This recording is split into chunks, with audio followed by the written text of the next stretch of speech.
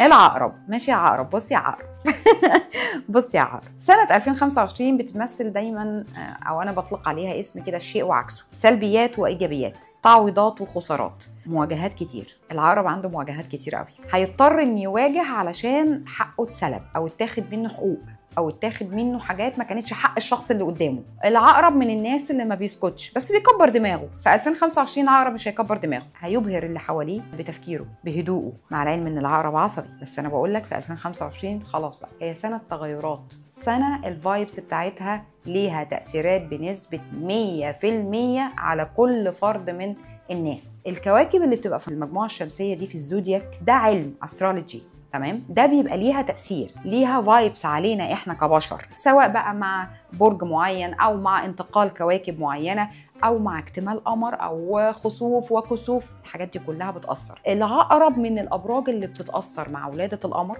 جدا. برج مائي بتتأثر مع الكسوف والخسوف جدا بشكل فظيع، بتحس كده ان الصداع وتعب ونفسيته مخنوقة ومش عايز يكلم حد. العقرب ممكن في 2025 يميل للانطوائية، عايز انطوي شويه، عايز اعرف مين اللي بيحبني ومين اللي بيحبنيش. عنده سفر بقاله كتير قوي قوي ما سافرش.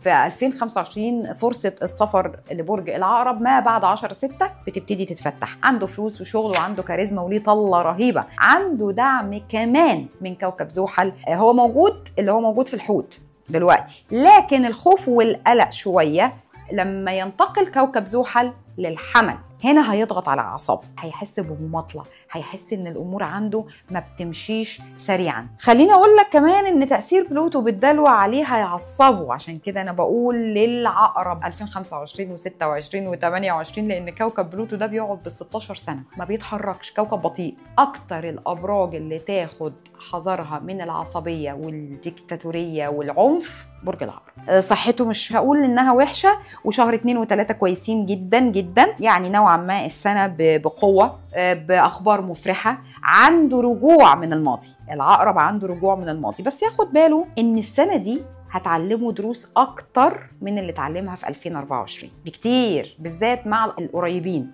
الاصحاب، الاهل، الزوج او الزوجه او الاصحاب الكلوز فريندز جدا. عشان كده قلت لك ان العقرب السنه دي بالنسبه له الشيء وعكسه، ايجابيات وسلبيات. انا بحبك، انت ما بتحبنيش، طب يا مع السلامه.